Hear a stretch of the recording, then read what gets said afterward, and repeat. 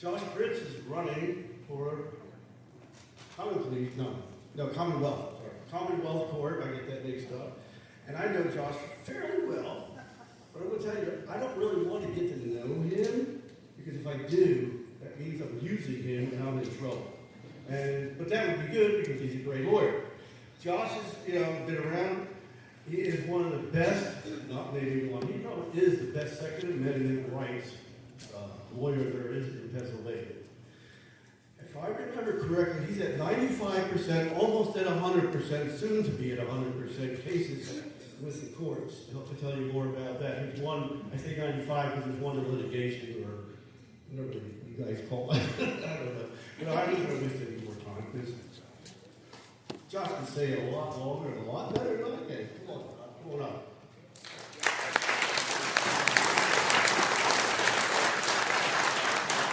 Good evening, Berks County Patriots. How you all doing?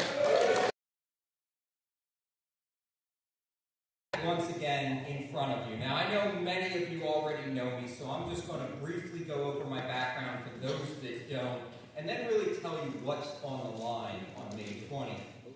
So for those who don't know me, I was born and raised in Berks County, Pennsylvania. I went to the Hill School in Pottstown, then went to McGill University in Montreal, where I double majored in political science and world religions.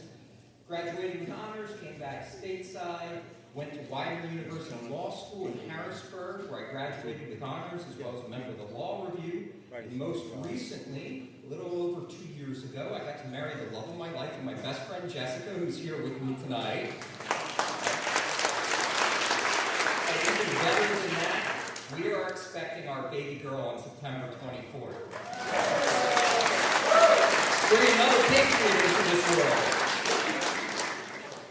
With regards to my professional background, most of you know I've spent my entire career defending our civil rights in the state and federal courts. And while I am most well known for my Second Amendment advocacy, I've handled all forms of constitutional issues: equal protection, due process, religious freedom, freedom of speech, what constitutes unreasonable suspicion of criminal activity.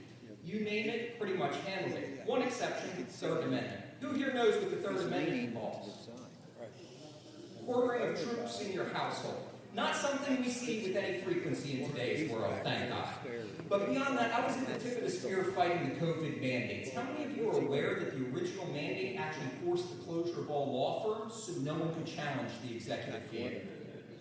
I was the attorney who filed a special petition with the Supreme Court, referred to as a King Bench application, where you ask the Supreme Court to immediately hear a case because it's of such paramount importance.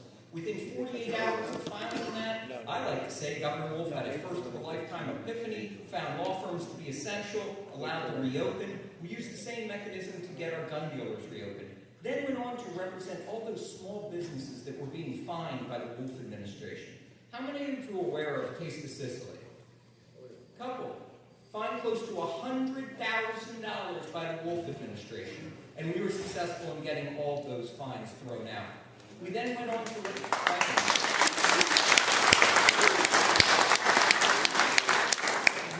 represent so many different small businesses, everything from your hair salons and barbers to different restaurants and everything in between. We even represented a bunch of school boards and school officials who believed it is the parents that should be making the decisions regarding their children in regards to masking and vaccination. We have always fought for the right of the people to make an informed decision and always against the government mandating what you do. My opponent in the primary, he spent the majority of his career working with the Department of Environmental Protection against the people. I am proud to say I've never represented the government against the people and have an unparalleled career of holding the government accountable to the law and the Constitution. And as just one example, just over the past 6 years alone, I've litigated 13 cases just in relation to the Commonwealth Court. Of those decisions, we expect to win those two based on how oral argument went. The one that I lost is actually up on appeal before the Pennsylvania.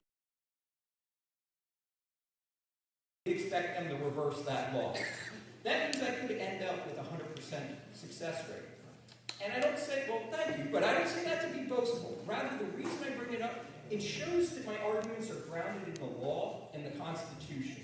that I don't try and twist the law into a pretzel, make it something that it isn't, as we see with so many activist judges. We have done something that no candidate in this Commonwealth has ever done.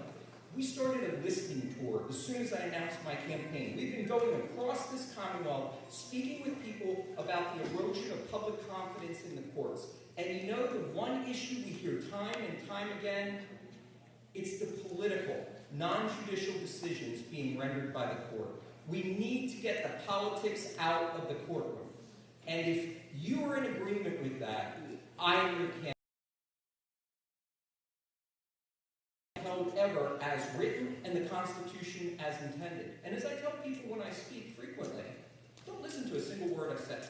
Honestly, you don't need to. Look at all the cases I've litigated.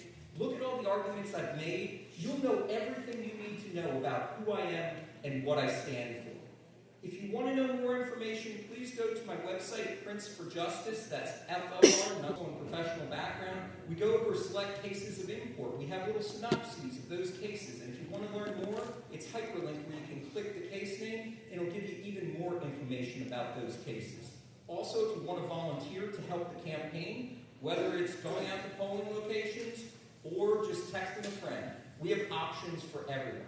So I hope I'll be able to earn your vote on May 20th, because truly, the Commonwealth Court is the most important court in this Commonwealth, and it's time that we get the politics out of the courtroom. Thank you all.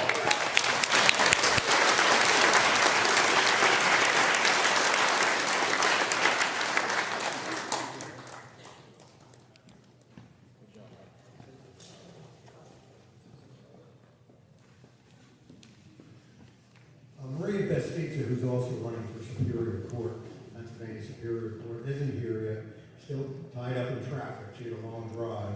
So we're going to change the stage and get on to the debates.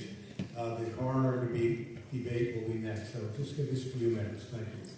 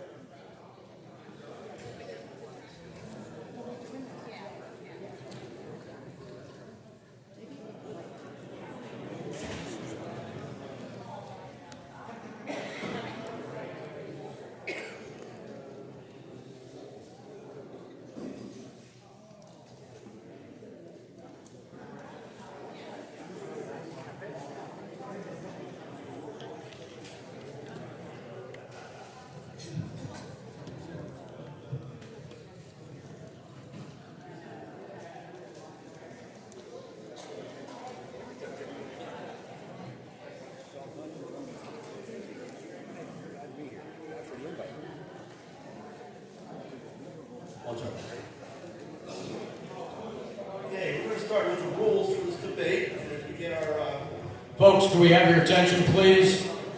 We're going to go over the rules. Lenny, go ahead, buddy. all right, so I'm calling this a 3-2-1 debate, meaning we're going to have 3 minutes for a question, we're going to have 2 minutes for a rebuttal, and then we're going to have 1 minute for a rebuttal.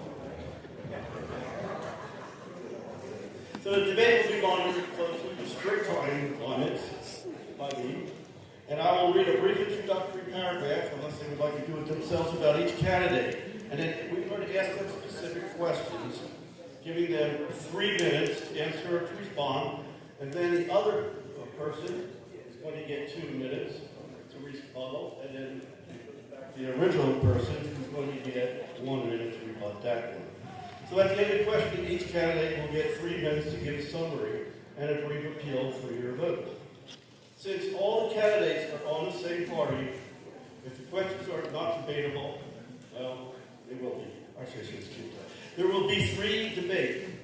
One's going to be for the coroner, then we're going to have one for common pleas, and then we're going to have one for the sheriffs, or sheriffs as competitor.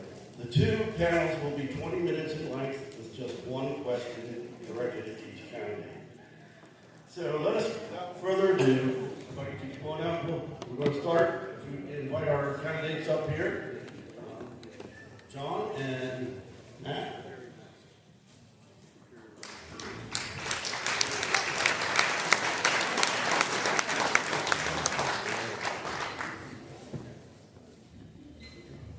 I'm going to be using a timer. I'm learning how to use it, so bear with me a little bit. As it beeps up a bit.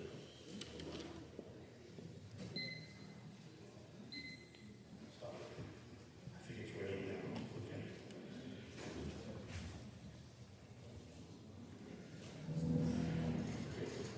So you'll see the LEDs are going to be green, and then when you get close to near the end of the time, they're going to be turning orange or yellow, your color like this. And then they're going to turn to red right near the end and keep the time stop. Okay? I have 2 microphones, so I'm going to keep one, and then I'm going to give the other one to whoever's on goes first, which we haven't decided yet. How do we decide that way? I'll tell you what, I'll decide it right now. Who's older?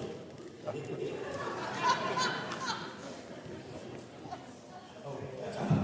That's really what I do. Hold a second, while we move.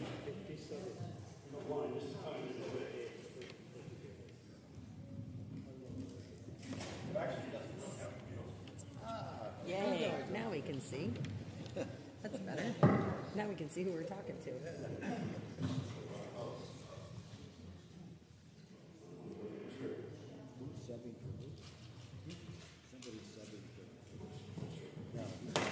And we have a little bottle of water. A bottle of water.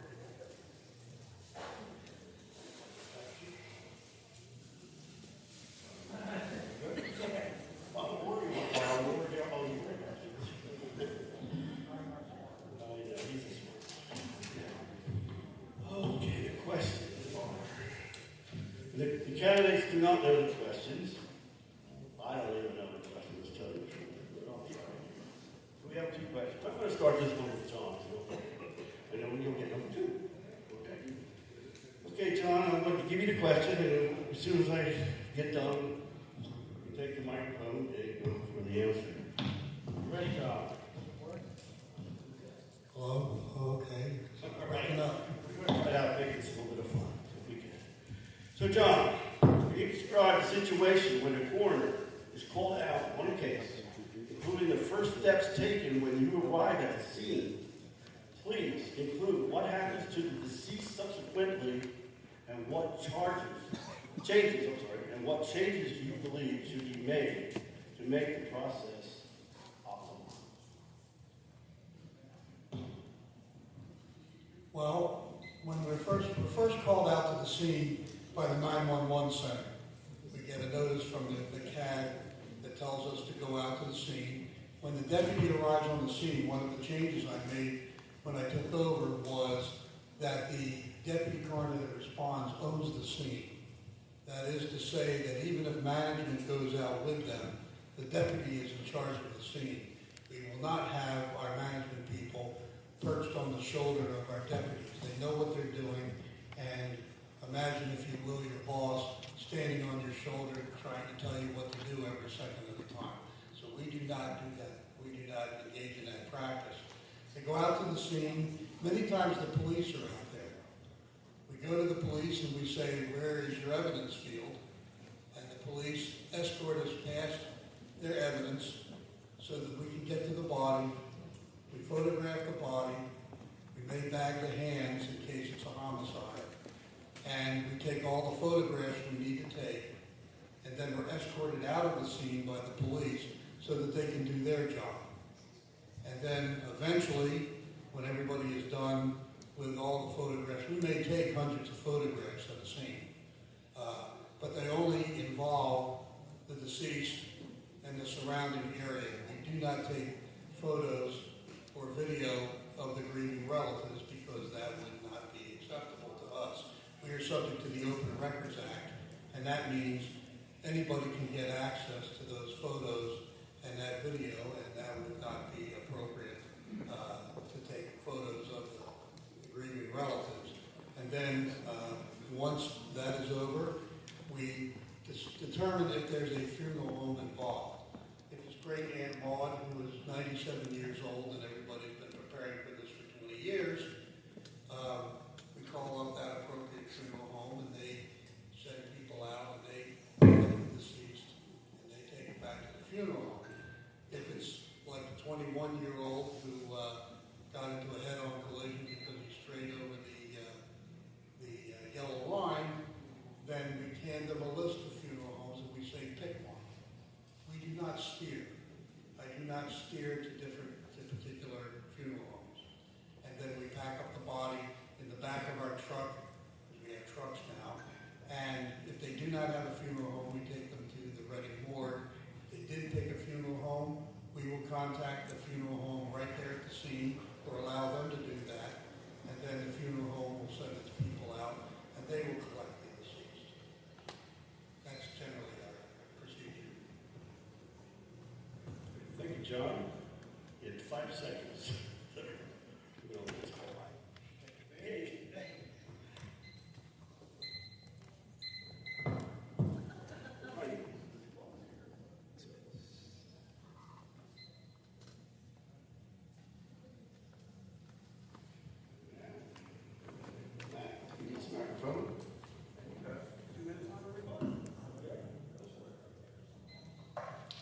I'm not sure how I rebut how the office actually works. What's your name?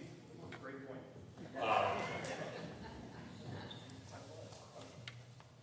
My name is Matthew Stitzel. I'm a Spring Township resident. I'm a lifelong resident of Spring Township. I've been a funeral director for a little over 32 years now. My rebuttal to the statement is how the office works. It's what the office does. So it's hard to rebut that statement. More so, why I'm here and why I selected to be at this position I am today is to serve to make a difference here. And one of the reasons I'm here is because of leadership and how I choose to lead. My opponent believes that this position is an administrative position.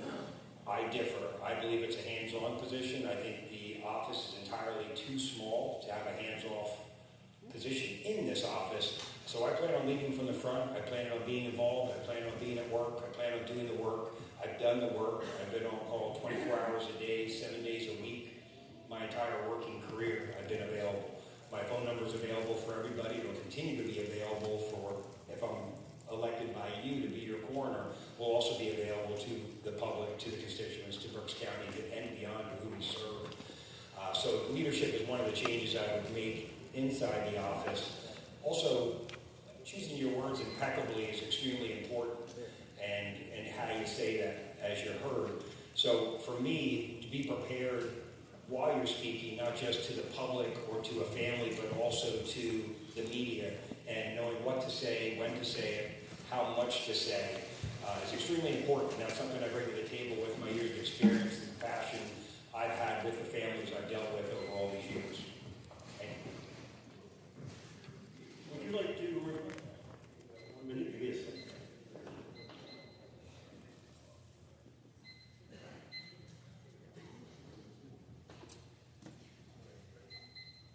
I'd like to say that we've had 4 years of dealing with the media, especially with the unidentified remains of Nicholas Crow, which went international. So we do know how to deal with the media over there. The other problem is Mr. Stitzel seems to have misapprehended the office he's running for. He's running for deputy coroner. I'm running for coroner. Deputy coroner is not on the ballot this year. Okay, thank you, John. I'm going to take a second for a minute or two, and I'm going to read their bio of what I wrote and I forgot to do. So we're going to start with Matthew Stitzel.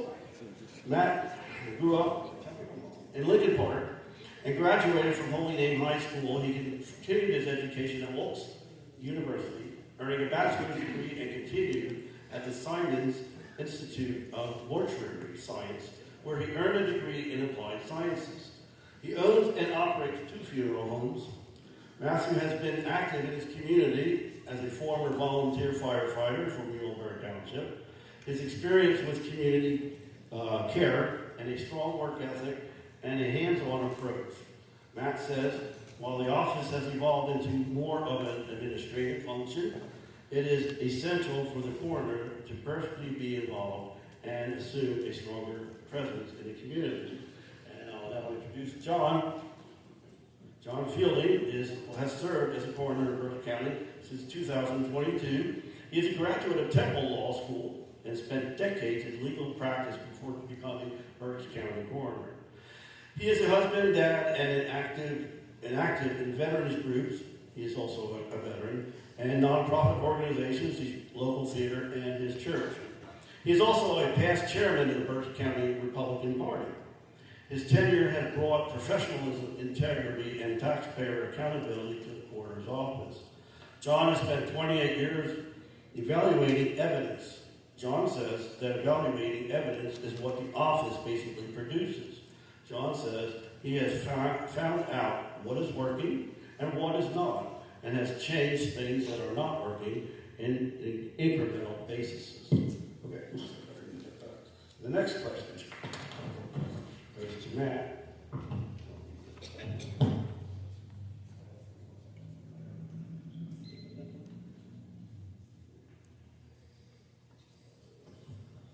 Okay, so let me read the question. It goes to Matt first.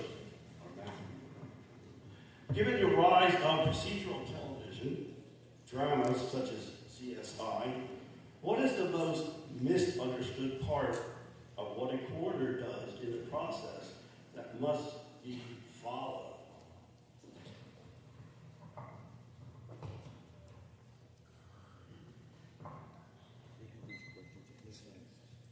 Well, I don't watch much TV, so I can't say what CSI is. I don't watch. I spend my day working and then the rest of the time at home with my family, so I can't say what that says, other than for what I would do and how I would use the office. That's it. So the misunderstood part is how I would operate it. The first thing is, I'd like to bring the office to get some accreditations. There's the International Association of Coroners, the National Association of Medical Examiners, certain accreditations that if the office gets to help Berks County and help the taxpayers, I'm able to apply for grants. So instead of using Berks County taxpayer, I can use other money to get grants to help the office, like our neighboring counties that are accredited. They just got new iPads, they can get vehicles, all that stuff doesn't come out of the general budget of Berks County. It's coming from grants outside of that.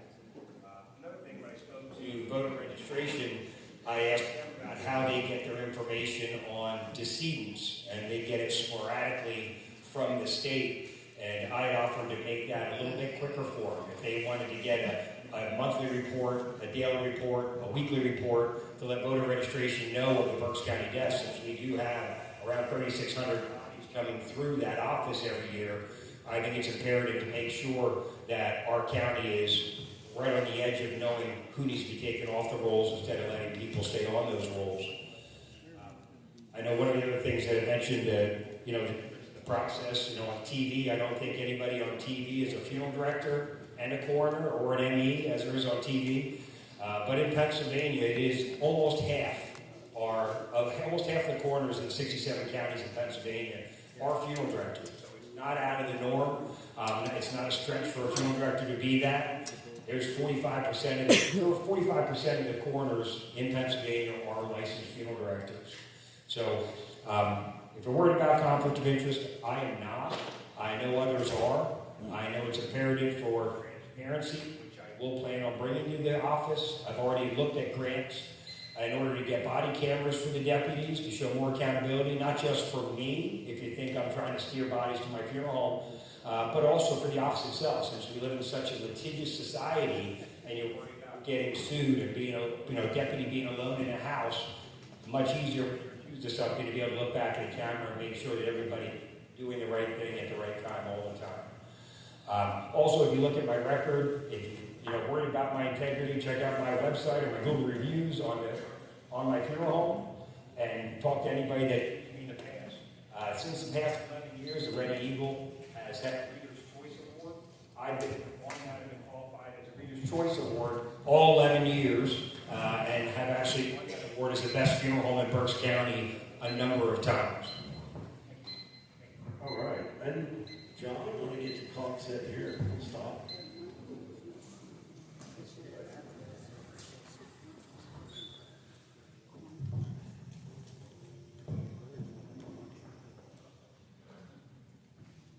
Just.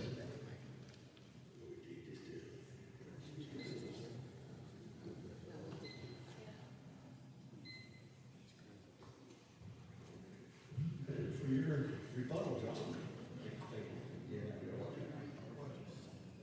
Okay, given the rise of the procedural television dramas such as CSI, what is the most misunderstood part of the coroner does in the process that must be followed? Well, the most misunderstood part is that many people think that we just run around in the dark and spirit bodies away, and that's about all we do. And that is not. We are actually an integral part of the investigation. We have been defined by the courts as part of the criminal investigation team, even though we are not law enforcement. And in fact, we are charged with investigating deaths that occur in police custody.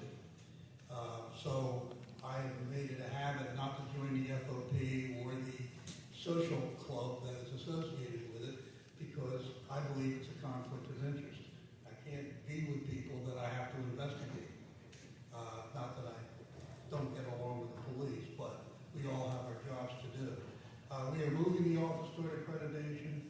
We are also seeking out grants, so I'm gratified with Mr. Stitzel for pointing that out. I think the body cams at the scene would be a very bad idea. You're subject to the Open Records Act, and a video camera is very indiscriminate, and I can just imagine the video of the grieving relatives open for the public after the Open Records Act is invoked. If Mr. Stitzel thinks that's a great idea, maybe he should outfit his funeral attendants with him and see how that works out. John, and I'll have a 1 minute rebuttal. From Matt.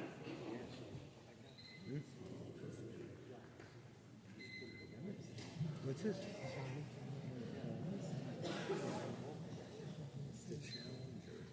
Somewhere in the past, I wasn't there, said that the coroner's office people should wear body I still do believe that body cams are important. I mean, the police do wear body cams, and there are parts of plenty of scenes that aren't great to see, and that's why you do the little blurby buttons over top of everything so you don't see certain things. So I'm certain we can still do that. So I would like to see body cams. I would like to see that. As far as, again, the conflict of interest part, I think that takes care of that as well as defending and being able to defend the deputies inside the office. We'll get back to that. I think I can do that. All right. And now, we're going to have a 3 minute. You can say anything you want.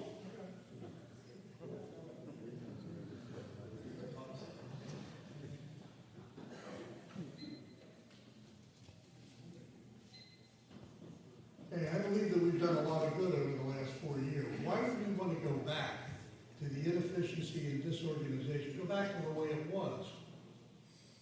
Not to mention adding on conflict of interest. No way. Just like in D.C., where President Trump is bringing the government back to where it belongs. As a servant of the people, the Berks County Coroner's Office works hard every day to bring service and respect to the job that we do. Sometimes it isn't easy. We often deal in tragic circumstances. But the men and women, by the way, there are only 2 sections in my office, know what they're doing.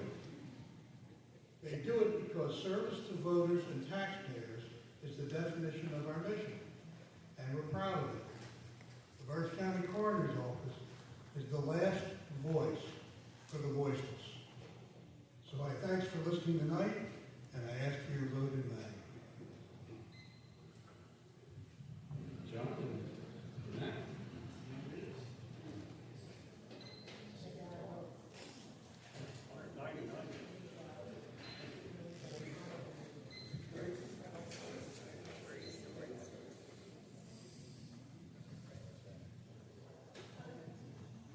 Again, my name is Matt Stitzel. I am running for the coroner's office. Some of the things I mentioned about the Reading Reader's Choice Award, conflict of interest, I know it was brought up again. I think you talk to anybody I've dealt with, any families I've dealt with, you're going to find out that integrity means a lot, and that's something I would bring to the office. My qualities, knowledge, my perspective over the last 32 years, I have a 360-degree view of death. From starting when I was a fireman and being with a rescue squad at Russell and Wyomissing Hills for a number of years. I was also a former treasurer inside that fire company as well. I've run my successful funeral home now for quite a few years, and financial responsibility and fiscally responsible is something I've always done. If I don't pay my bills properly, I'm not in business, so I do know how to handle that side of it. I will say I'm the only lifelong Republican candidate. I've never switched parties. The only lifelong Berks County resident as well. A life member of the NRA. I've got an incredible work ethic. I don't sleep much. Again, I've been on call 24 hours a day, 7 days a week, and I plan on bringing that exact same work ethic to the office. I've proven myself. I've done the work. I've put in the time, and I plan on serving you well. Thank you. Thank you, Mr. Jones, Mr. Matt. I think this is a great start. I think it'll be great. I feel more comfortable now. This is my first time too. All right, now next. Thank you. Thank you, Charlie. And we have a one-minute response from our sponsor.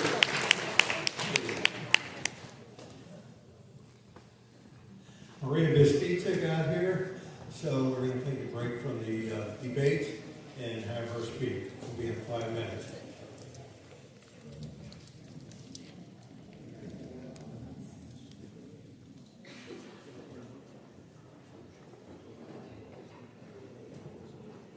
Good evening. Thank you so much for being here and learning more about the various candidates, including the statewide candidates. My name is Maria Batista, and I'm a candidate for the Superior Court. This court covers all 67 counties in this Commonwealth, and it impacts you every single day, even if you never see the footsteps of that courtroom. Our courts are very important to us. If we ignore them and the judges we elect to those courts, they impact our rights, our freedoms, our liberties, and our property. The appellate court is the Superior Court is one of two intermediate appellate courts. It hears all criminal cases that are appealed from your court of common pleas and most civil cases, including those involving families and children. My career spans a number of years, starting in 1993. I practiced as a private practitioner in many types of the civil cases that go to the Superior Court, whether those are family law matters, including child custody, adoption, protection for abuse, your divorce, your property settlements, as well as business matters, real estate, personal injury, and so much more. All of those civil cases, most of those civil cases, if appealed, go to the Superior Court. I was one of your candidates in 2023 for the Superior Court. This map right here shows all 67 counties and my race in 2023. Everything in yellow is where I came in first place. In Berks County, I came in second place of 4 candidates. I lost statewide by 1.39%. It's almost hard to believe. If you look at my race compared to Trump's race, and I have to tell you, you guys worked very, very hard to not only elect President Trump and the Vice President, but all of our statewide candidates. Trump lost in 9 counties because there were only 2 people in that race. There were 4 in mine, and I lost in 13 counties. In third place, which would be equivalent to a second place when there's only 2 candidates. I can win this year. The thing that impacted our race in 2023 were the mail-in ballots. I was first place at the polls of 4 candidates. I had over 1,100,000 votes. This is the other one. I had over 1,100,000 votes.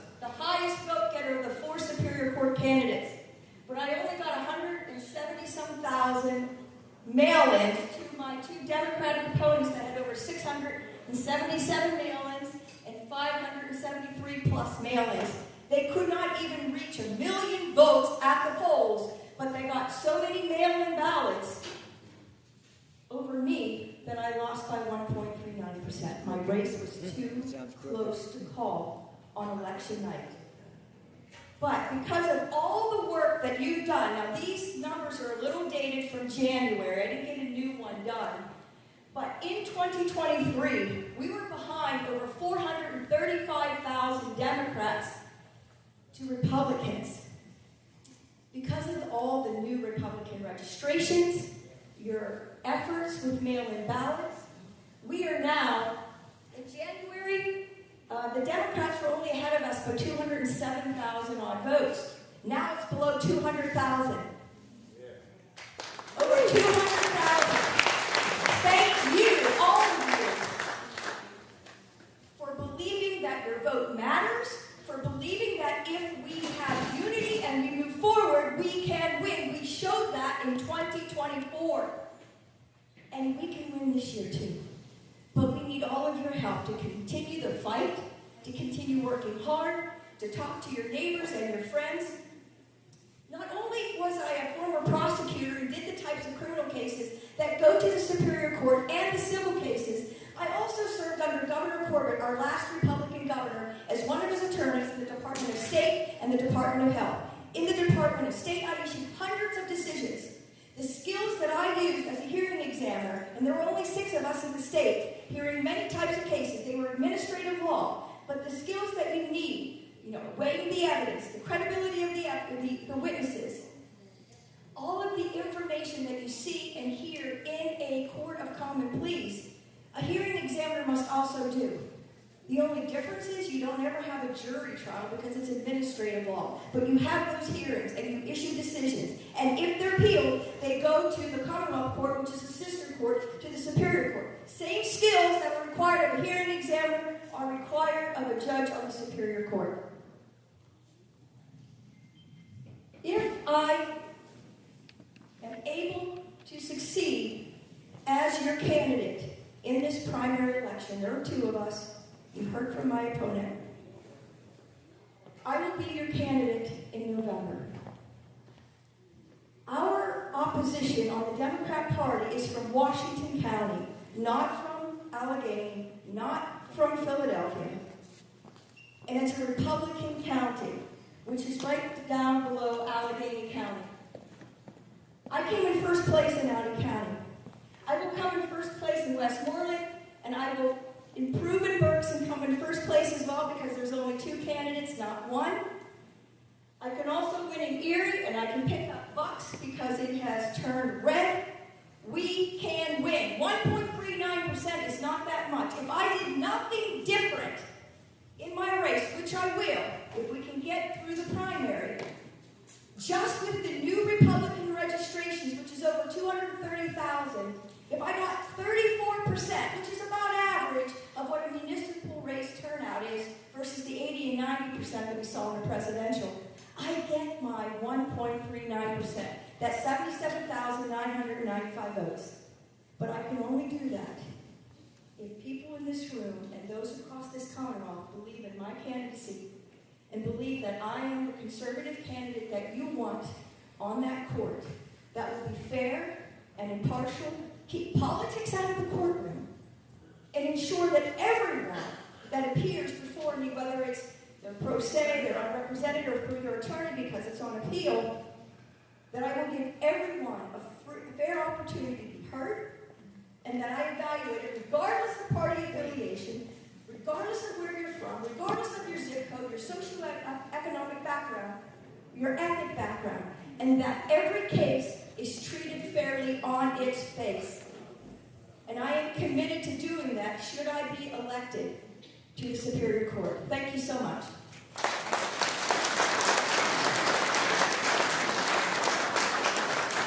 My call cards in the back. My website is batistaforjudge.com. Thank you so much. Thank you, Maria. That was fantastic. I was looking forward to it. And for our next part of our debate, judges, or possible judges, I should say. Come on up here, Lauren and Kathryn. I'm going to read a quick bio on them. Get this started.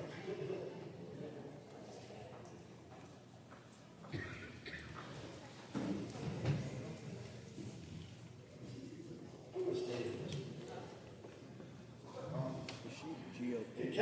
Kathryn Lehman. Yeah. Is a lifelong resident of Berks County. Kathryn will bring this fairness and justice to the courtroom.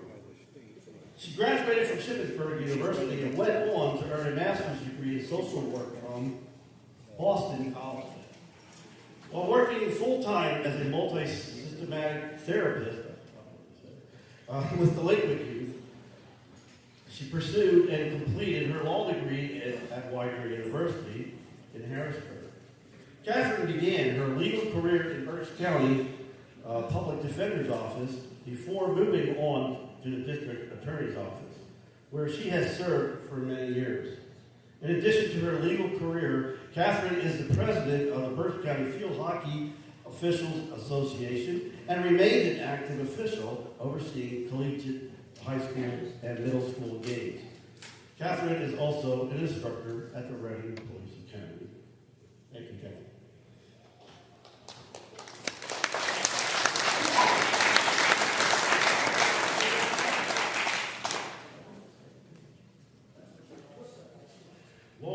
Lauren Marks. Lauren is an attorney and community leader and wants to continue her career dedicated to protecting families, children, and our constitutional rights. Her legal career includes broad-based civil, criminal, and family law experience. Lauren has practiced law in every division of the Berks County Court of Common Pleas. Her experience has provided her with a comprehensive understanding of the judicial system that has prepared her to serve residents immediately.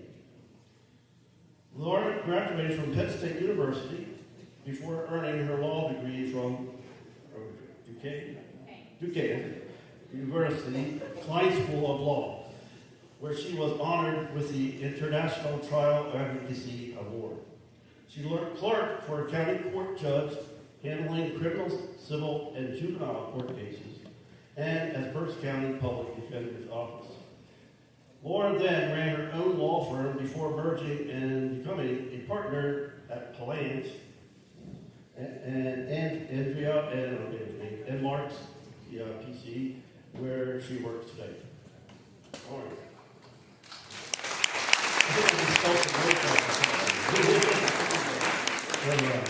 Now we get down to some business here. We have 4 questions. Again, just a reminder, it's a 3-2-1 debate. Well, that's what I named it anyway. 3 minutes for the question, 2 minutes for rebuttal, and 1 minute for the rebuttal. Okay. So then we have 4 questions. A little bit more than the corner. And we've got to play with the clock again.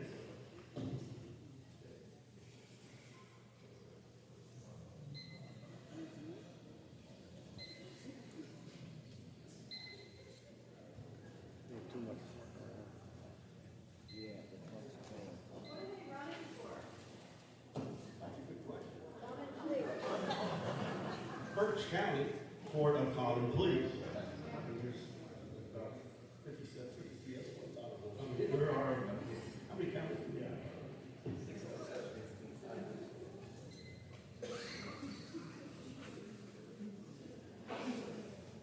Start with the question before I hit the timer. You go right.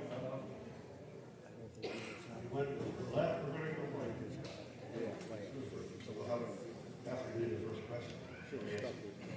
How will you balance being an independent judge and an elected official simultaneously, and what criteria for recusal will you apply when faced with a clearly political case?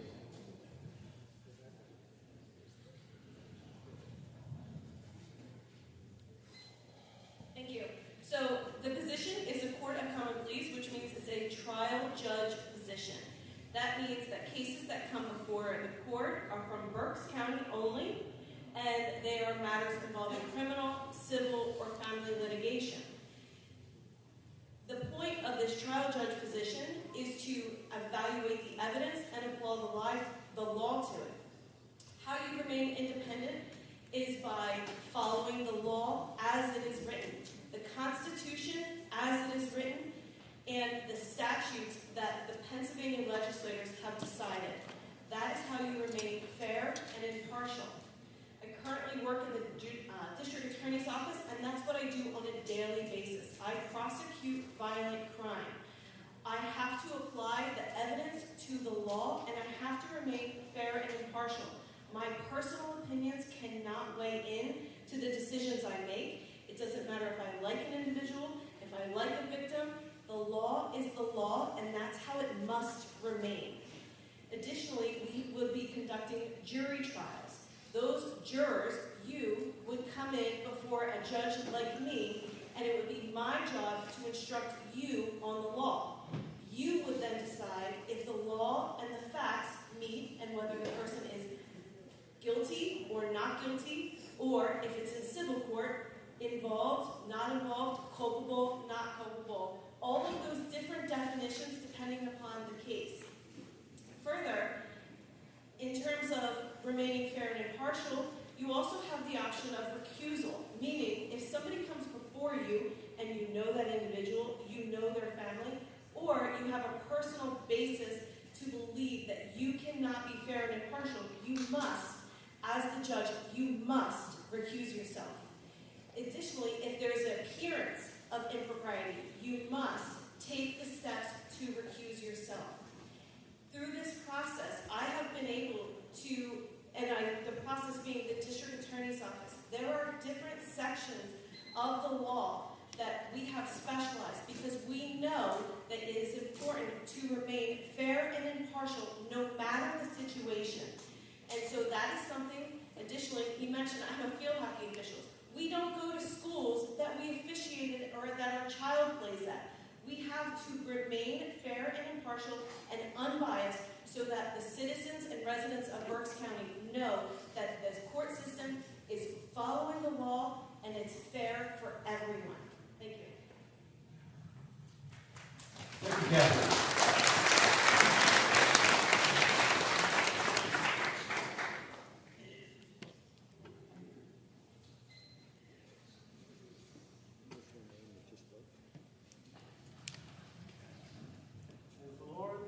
I'm ready. All right, go for it.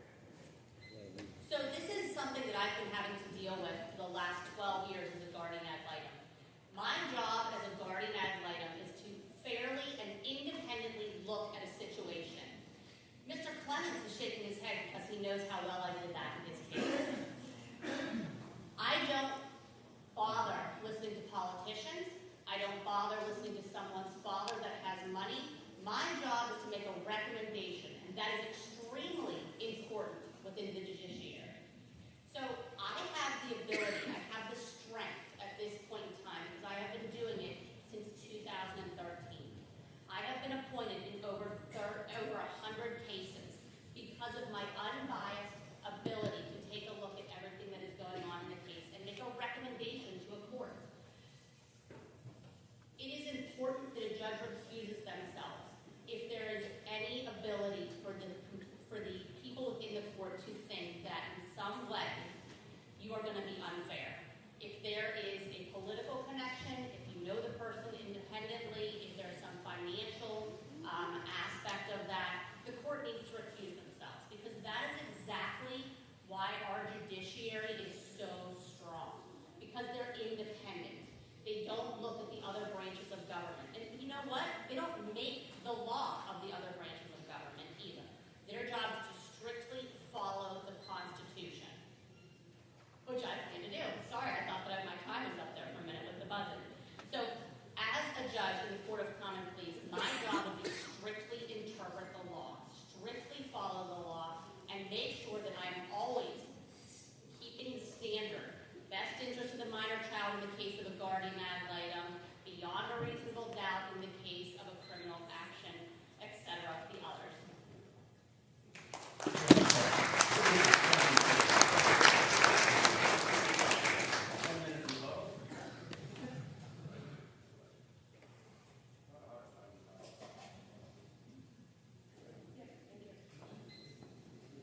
I think what's most important is that a judge recognizes or when they are biased. And in this situation, Ms. Marks took an opportunity to call out someone that's in this audience that does not support her. And instead of just recognizing that she does not agree with his position, she took the opportunity to embarrass him in front of all of you. And I think that shows her judgment and her temperament. Additionally, when this opponent of her position came out against her, she sent an email to the judge in a closed case. That is evidence. It's evidence, what we would use in court when she tried to silence someone. That is not the judgment, an impartial position that a judge needs. Thank you.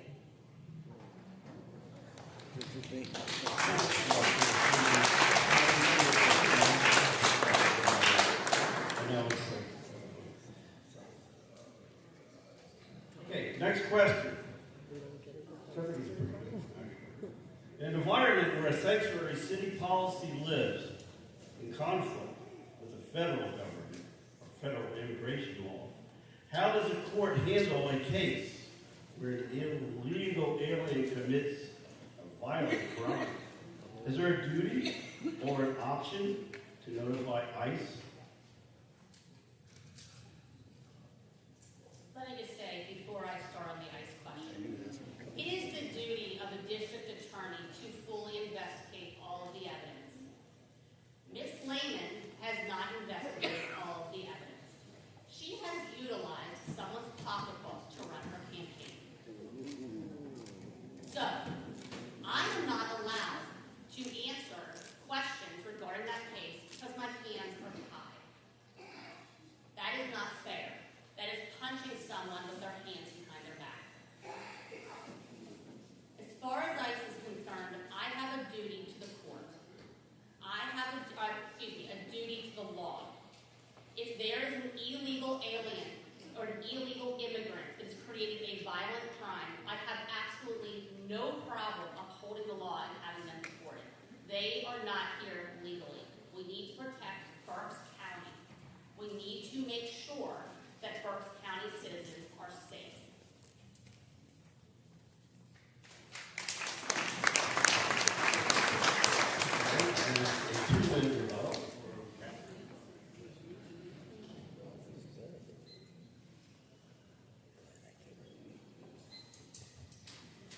So one of the things about me is I'm always prepared. Tonight I brought with me the judicial canons. Specifically, judicial canon 4.2 allows Ms. Marks to respond if what I said up here today or in front of all of you is not true. She has not obviously done her homework as to what the judicial canons are. As it relates to the sanctuary cities, it is not the judge's position, the trial court position, to determine what laws should be in place. We are there to follow the Constitution, and we are there to follow the laws as they are written. In the District Attorney's Office, we often deal with violent crime where individuals are not residents of Berks County or citizens of the United States. We treat those individuals for their actions, and we prosecute them to the fullest extent of the law, just like we do everyone else. We would, as a judge, I would continue to follow that policy. I am the only one sitting up here who's ever held anyone accountable for their actions. I go to jury trials all the time on homicides, first-degree murder charges, armed robberies. It doesn't matter their nationality or their citizenship. We prosecute them. I would continue to hold them responsible for their actions. It is up to the federal government to make decisions about sanctuary cities, not the Court of Common Pleas.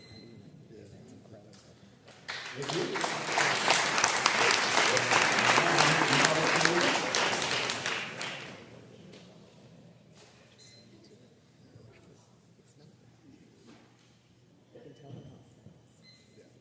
It is also a judicial canon that you're not going to be biased. You're not going to promote information without having the full truth.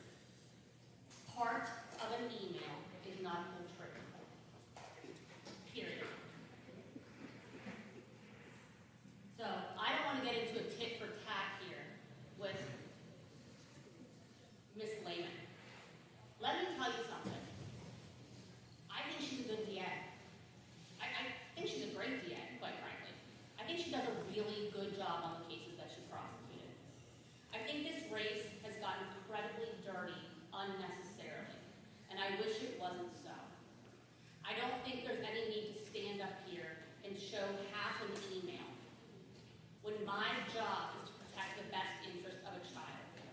People have asked me, if you could change or do something different today based upon what you know, would you?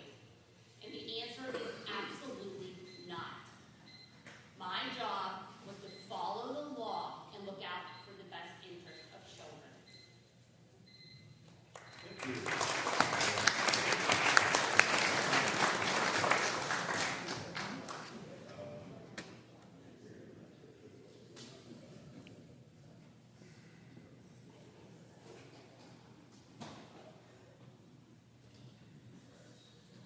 What is your opinion?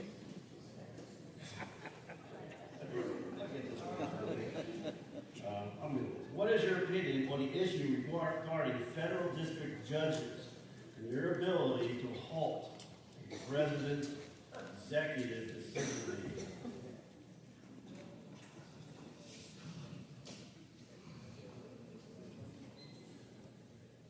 Well, I mean, I will tell you, I'm not running for a federal position. This is Berks County Court of Common Pleas. That being said, there are three branches of government. There is the judicial, there is Congress, and the executive, legislative, and the president. My job is to not interfere with any of those other branches. And that is true within Berks County and Pennsylvania. My job is to strictly follow the law. The good news is that there are other avenues. If somebody else doesn't like, for example, the legislature, what is occurring, then they can pass laws. The president can come in and very quickly, true to his word, introduce legislation so that that can be pushed through, put through executive orders, etc. But my job is solely to strictly construe the law. I do not get in any way to make a determination that is outside of that.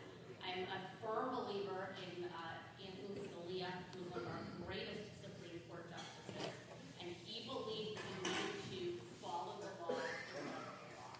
So as far as our federal judges at this point in time, it is in my opinion they have to follow the law, and that if the legislature disagrees with what they are doing, that they need to, at this point in time, be amending the law to that to happen.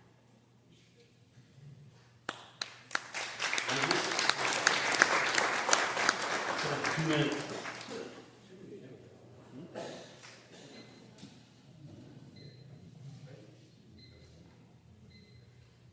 Thank you. So the position I'm running for is a trial judge position. Think of it in your ordinary lives. If you are a business owner and you are sued or you're suing someone who didn't pay, or you had work done at your home, those are issues that you would bring to court. Or if you have a custody issue or child support issue, or you are a victim of a crime, that is the position that I'm running for. I am not running to be a federal judge. I am not running to make law. I am running to follow the law as it is written. My boss would not be the President of the United States or the congressmen or the senators. My position is to follow the law that they create. So how I feel about the federal district judge halting the orders, that is not something that would come before the Berks County Court of Common Pleas. We hear everyday matters that affect your daily life. It would be my job to follow that law and apply the evidence that is presented in court to the law as it is written. There are checks and balances in our federal government system that need to be followed, and that is the federal government system. It is not our local county court. Thank you.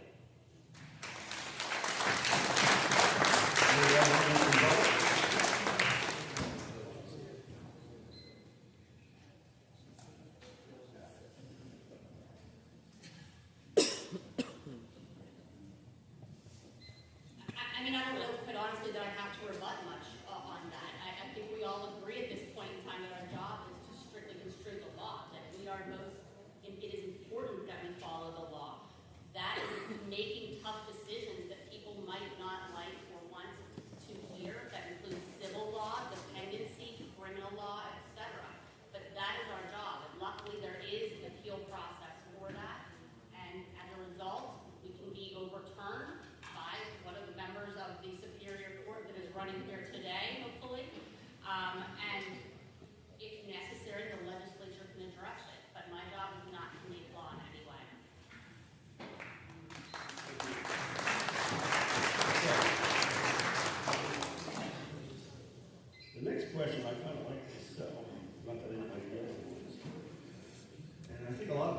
question. In Pennsylvania, the court system, or the justice system, kind of reading this a little bit ad hoc here, we have what we call retention voting. Retention voting is something that some of us agree with and some of us don't. Giving advice for this, and they call it sometimes an automatic re-election because there's only been one judge in Pennsylvania that's not been retained that I know of. So what are the pros and cons of such a system in Pennsylvania for retention? Thank you. There are a lot of pros and cons. The biggest pro is that you can be a judge that does what is right for the community without fear of repercussion. I think we've seen that in everyday life going on right now. You have to be able to make tough decisions that impact the residents of Berks County without fear of retaliation, without fear that you will be out of a job. And so that is a huge pro to retention. A con is there is no check and balance to say you've handed out really bad decisions. You do whatever you want. You're an activist judge. And that's a really big con of being retained after your tenure or after your 10-year term. So I think that the people have to show up at the primaries and on election day and pay attention to what's going on in your community. You have to be able to know that Kathryn Lehman has done X throughout her 10-year career. And that way when you show up to vote, you are educated to vote on whether or not to retain someone. You have to know if that individual came before you for a violent crime, what sentence did that judge give? What bail did that judge give on violent crime that affects our safety in this community? I have a history of showing you in Berks County that I'm comfortable making tough decisions even when it's unpopular. There's often victims and witnesses that are unhappy with decisions, but you have to know that you're doing it for the right reason. It's the same thing with being a judge. You have to be able to follow the law, apply the evidence, and know that you made a sound decision and that your job is not in jeopardy of that. Conversely, if you do not follow through with the promise that you're making when you're making those difficult decisions, if you're just doing an activist judge position, then when you show up to vote, you need to say, no thank you. We need someone fresh who's going to follow the law as it's written. Thank you.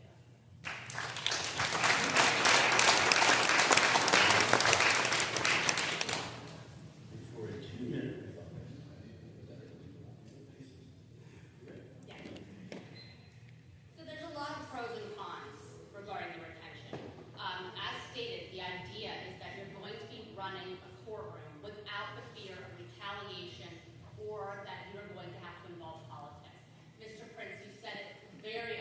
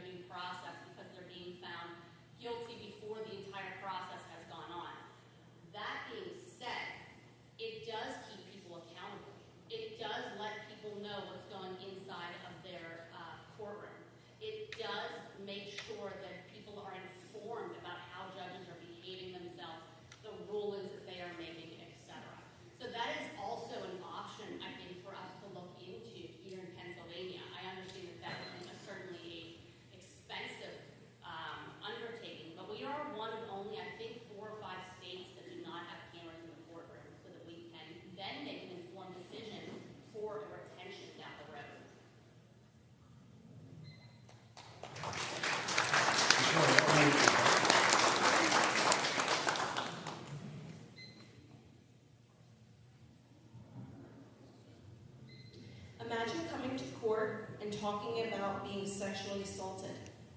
And then imagine having a camera where the general public can watch it.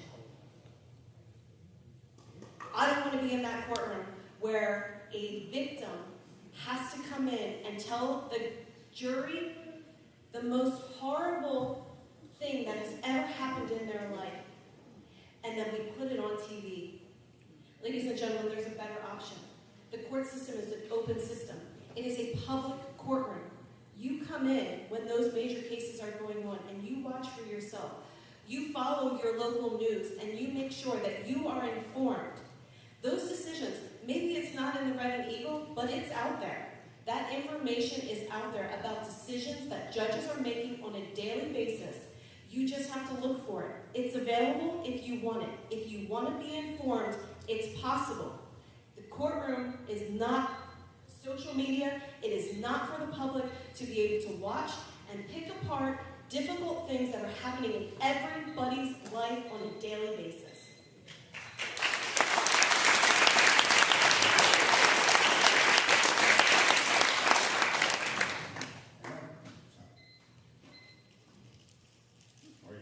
And that brings us close to the end here. We have a 3-minute, would you say closing remarks on what you can say about yourself and get elected?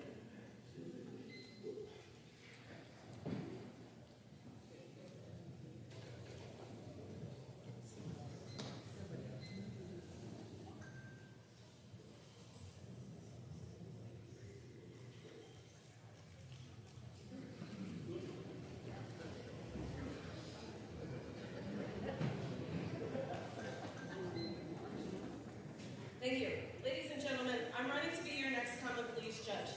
The reason I'm doing that is because I have served the residents of Berks County over my career.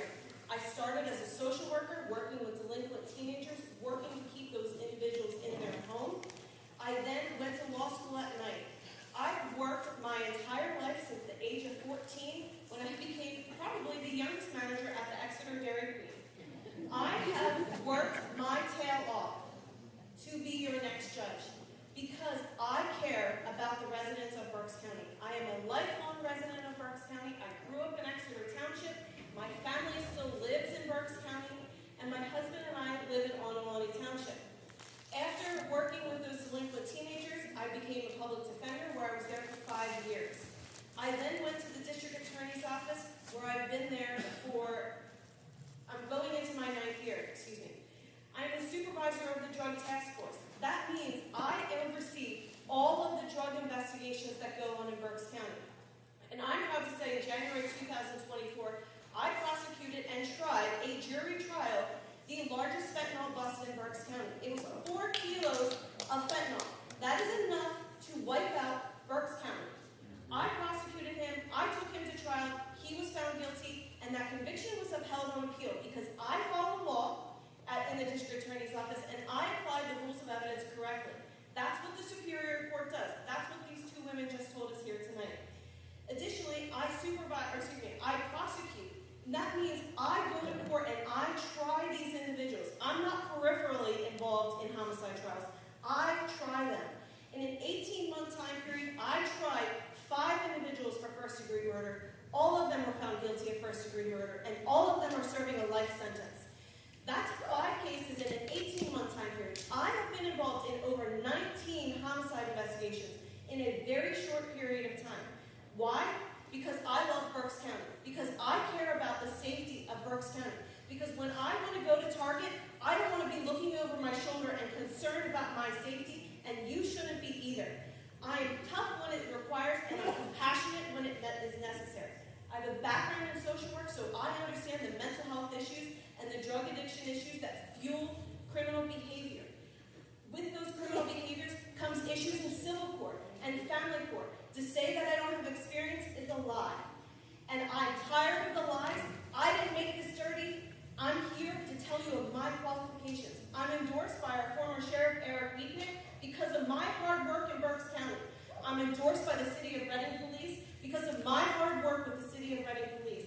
And I'm endorsed by our district attorney, who was once a Republican but had to switch because of my hard work in Berks County. I'm asking for your vote vote on May 20th. Thank you.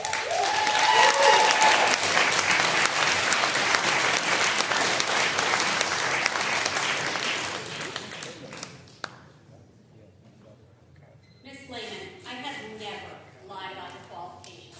Ever. We're going to sit here and we're going to talk about misrepresenting things.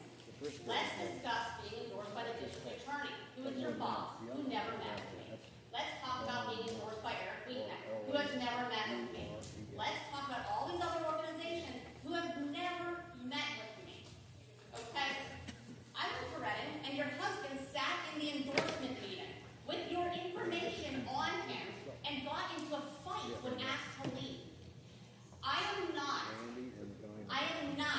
endorsed by the politicians.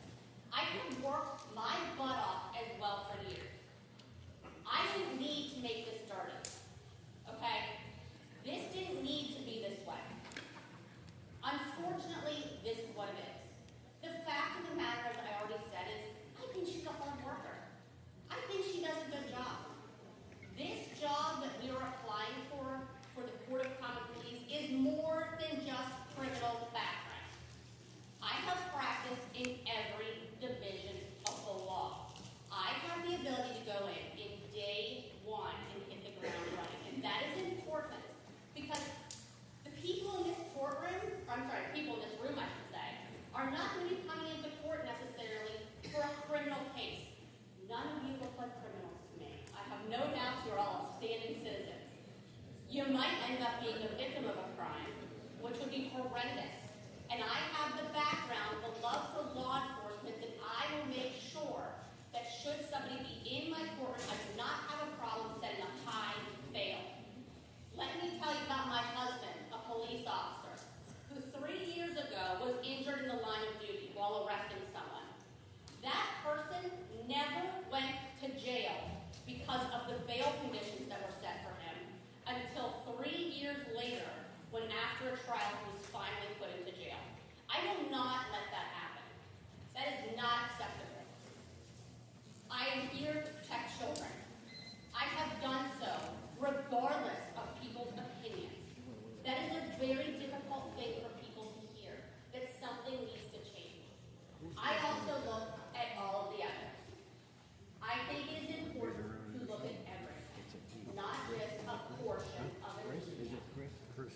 So, I am asking for you to vote for me. The reason why is because I will be unbiased.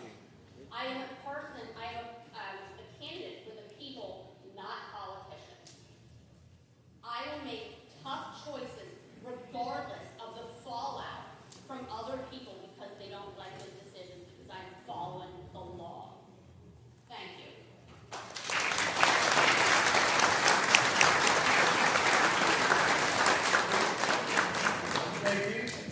Thank you, Norm. Thank you, Kathryn. I think that was an excellent debate. And we're going to go from there, and we're going to start with our sheriffs coming up, and our sheriff, Mandy Miller, and Chris Rothermel. Come on up.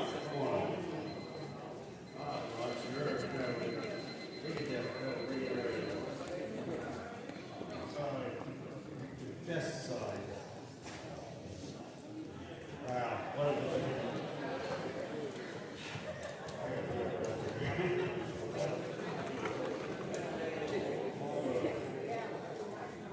Okay, I'm going to read a little bit of walk-in, a little bit of an intro.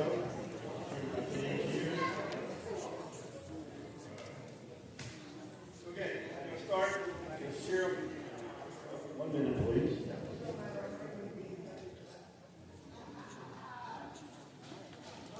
Go ahead, Steve. Just a reminder, everybody, keep quiet here for the last debate, then we'll get everybody out of here. Thank you.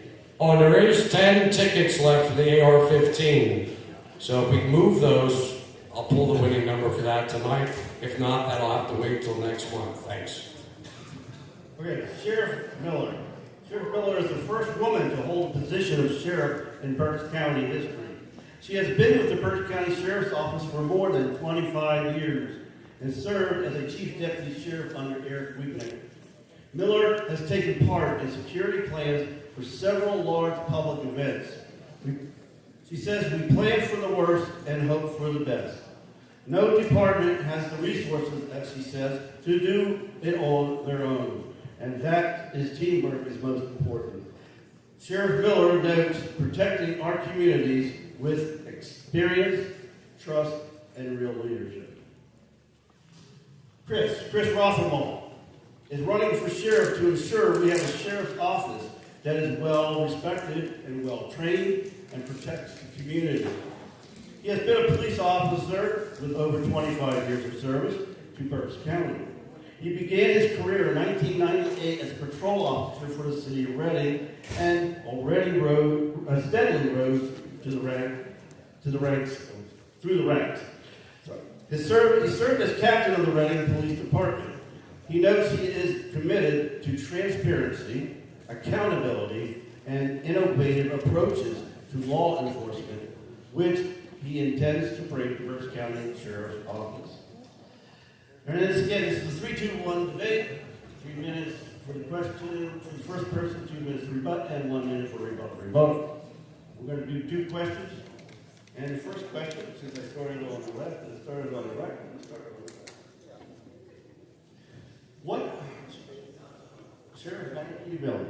what do you believe is the ideal relationship between the mayor of Reading, the chief of police, and the sheriff? Specifically, how does that work in a situation of civil unrest or large-scale demonstrations?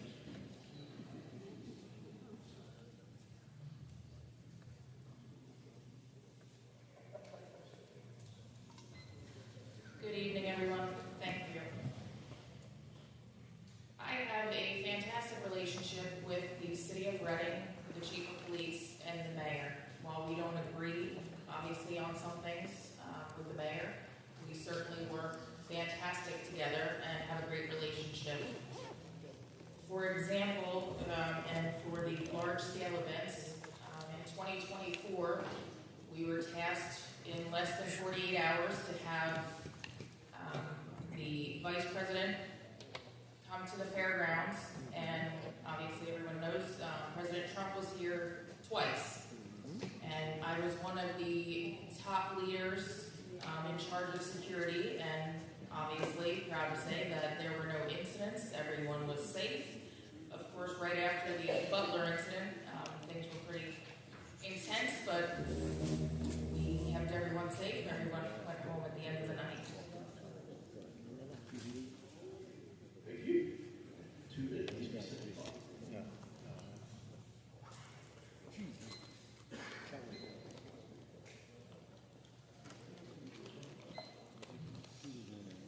Having worked there, I can tell you that it would be challenging to be outside of the city of Reading and work with the mayor and the chief of police.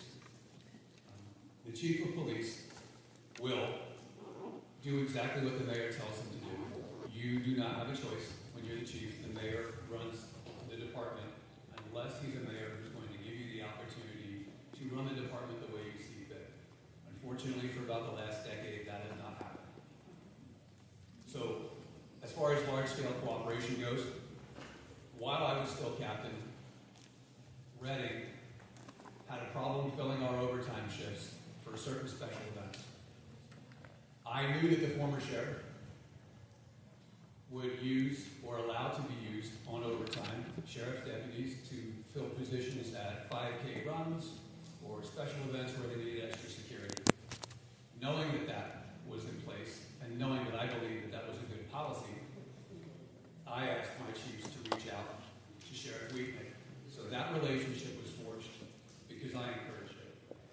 So the Sheriff's Department currently helps out on special events that the city of Reading cannot man or won't man through overtime. If it's an event that the guys just don't want to work, or they can't get enough manpower to fill 19 slots for the Christmas parade, we will now reach out to the Sheriff's Department and ask them for assistance.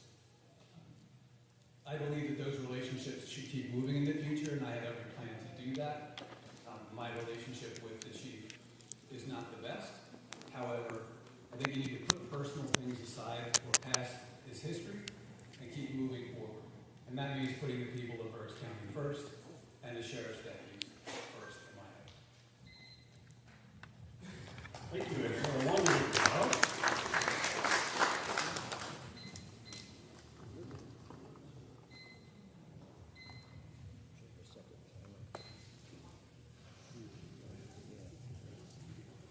That is completely inaccurate.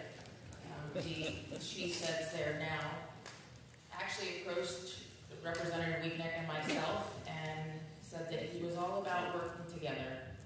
And so he asked how we thought we could help him. How could we help him? We're in the city of Reading, and everyone is short-staffed, and so they need help. So we offered to lend our deputies for the details that the Reading police officers could not fill because they are short-staffed. And our deputies are always looking for the overtime, and so that is how the process went. Thank you. Now we're going to do the last question.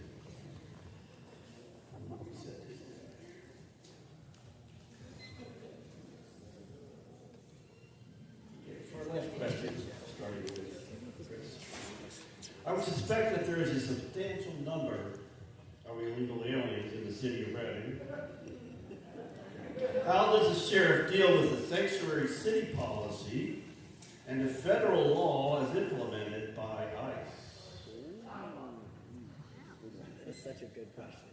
I'll be honest, I'm not currently aware of how the sheriff's department deals with that stuff, but I will tell you from personal experience that irregardless of what the mayor's policy may be, or whether he wants to stand in public and thumb his nose at the Trump administration, which is obviously what things like that come down to, I will tell you that both of our departments, Reading when I worked there and continuing to this day, and the sheriff's department, both have deputies or officers assigned to federal task force. We have contacts within those federal task forces. If arrests are made and it is believed that the person that we have in custody is illegal, or it's discovered by running them through the computer system that NCIC returns something that says that person doesn't belong here or is a previously deported felon, we don't call the mayor to ask permission. We reach out to the law enforcement agency and say, hey, we have your guy in custody, we have charges, how do you want to proceed? I have personally arrested a guy for a summary offense in the past and had ICE show up and take that gentleman into custody and send him home. That's how it works. Thank you. And for Sheriff, for a 2-minute rebuttal.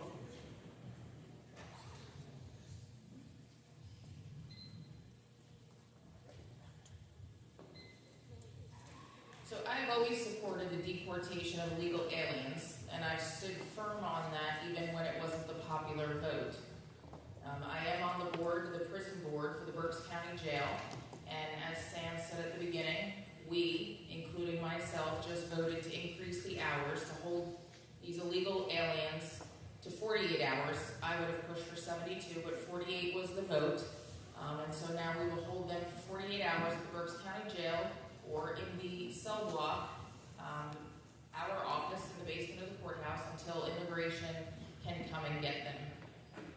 We have already started. I will tell you how it's happening is because we have already started. And ICE agents came 2 weeks ago, and I sent the warrants deputies out to accompany them to go and pick up 2 illegal aliens to take them out of Berks County. And so we follow through with what we say we're going to do.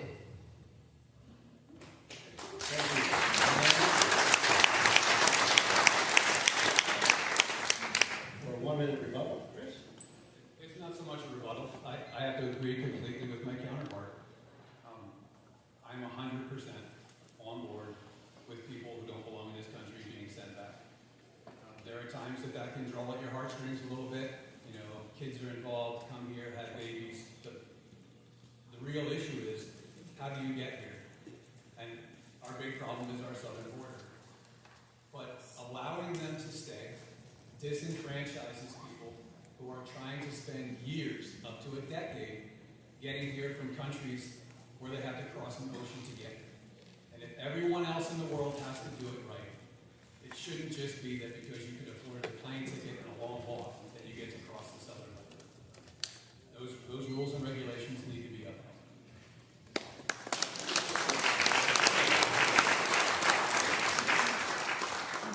And that almost brings us to the close as we give, sorry, just reset the line here. As we give each candidate here a 3-minute, wait, if you want to vote for them, I'm sorry. All right. So I'm not just running for the job, I'm already doing the job. I didn't wait for an election to lead. I stepped up when the county needed steady hands and experienced leadership. Since then, I've delivered the results. Expanding public access, improving operations, and supporting law enforcement. It's about who's qualified, certified, and ready to serve, and that's me. Experience in a sheriff's office isn't just about time on the street, it's about relevant experience. I've worked every part of the office, and you name it, I've done it. The role of sheriff requires legal certifications to carry out the duties of the office and all criminal and civil roles. My opponent's not certified to perform the job, and that's a fact voters deserve to know. Would you hire an uncertified electrician, or would you elect why would we elect an uncertified sheriff? So as sheriff, I will continue to modernize the office, providing my team with the equipment they need to do the job efficiently. I'll continue to invest in training and wellness for our deputies. I'll continue to be fiscally responsible with taxpayer money. Being a great sheriff comes with dedication, hard work, and results. I've remained in good standing throughout my career, and I've earned the trust of my peers, his peers, and my community. This is why I've received the endorsements of the Deputy Sheriff's Union, my employees, and the Reading FOP, where my opponent is a member. My opponent claims to have the most experience, but let's be honest, he was terminated from his employment at the Reading Police Department and isn't certified or qualified to perform the duties required of the sheriff's office. That's not an attack, it's just the truth. The people deserve a sheriff who is qualified, certified, and that's exactly what I bring to the table. Thank you very much, everyone.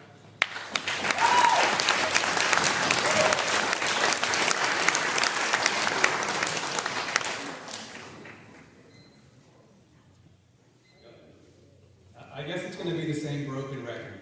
He was terminated, he was this, he was that. When you have nothing else bad to say about anybody, you start grasping at straws. I am involved in a legal dispute with the city of Reading. They did something illegal, and very shortly, probably this spring, they're going to be paying for it. Or putting me back to work. I don't want that, because it's falling apart in there. They don't want that. That leaves a monetary settlement to buy me out, so that I don't finish. I've always planned to run for sheriff. Here's a couple of the reasons that I was planning on running. First of all, in law enforcement, you need to be properly promoted. It should not be a handshake based on who we think might be the best person for the job. There's obviously a handful of people who might compete for that job. In law enforcement, you take a test, it's competitive, you have to get the grade to pass, and then you sit in front of a board of interview of 4 chiefs or higher ranks from in the surrounding area that grill you with questions. It's designed to induce stress. That's how you advance in law enforcement. In the sheriff's department, it's a handshake and a head nod. Who goes to whose picnics? That's not what I'm about. I want to change that so that people who work in that department for decades have an opportunity to openly apply for job positions that they should be interviewed for to have a fair shot. I'm also about hiring the appropriate people. I would not, for instance, hire a gentleman that worked for the Human Resources Department in the county of Berks, send him to the academy at a sergeant's rank, and immediately promote that person to captain once he graduated. That's a true story. You can ask the people in this room. The guy's name is Adam Fell. The only answer to that is it's a political handshake. Why would you do something like that? Because the explanation can't possibly be that nobody in that department was qualified to either be a sergeant or a captain.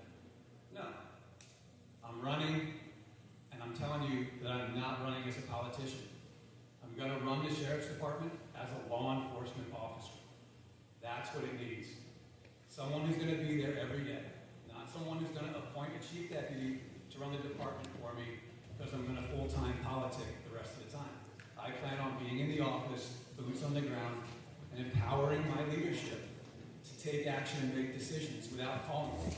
If my phone is ringing off the hook, I'm doing something wrong. That means that my captains or the lieutenants or the sergeants aren't empowered to make job decisions. And that's the way I think it needs to be run. And that's why I'm running. And I'm asking for your vote on May 20th. This brings us to the close, and thank Sheriff Mandy Miller. Thank you. Thank you. And I want to thank Chris Rothermel. And now we're going to have the 50-50 rolling, and we're going to close with a prayer and a couple other things. I'm going to turn the microphone over to Sarah. Thank you, Len. Folks, please hold up. We've got the 50-50. Take a minute, and we have a closing prayer. Thank you. Linda, where are you? Linda? Well, how much is it? How much? How much is it? It's only $33, people. You're not buying the 50-50. Come on, you know you gotta buy them to win big. It's only $33. Okay, here's the winner.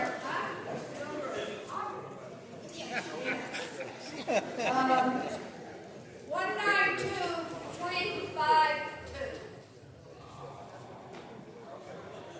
They'll get dinner if you go. 352 is the last two. 3. You got it?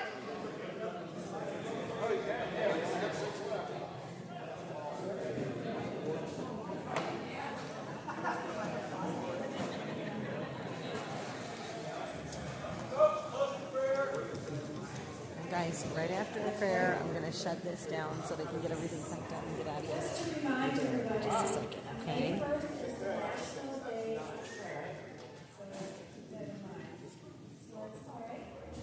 Just why we are so grateful that we live in a country where we can vote for our representatives, we can meet and speak freely.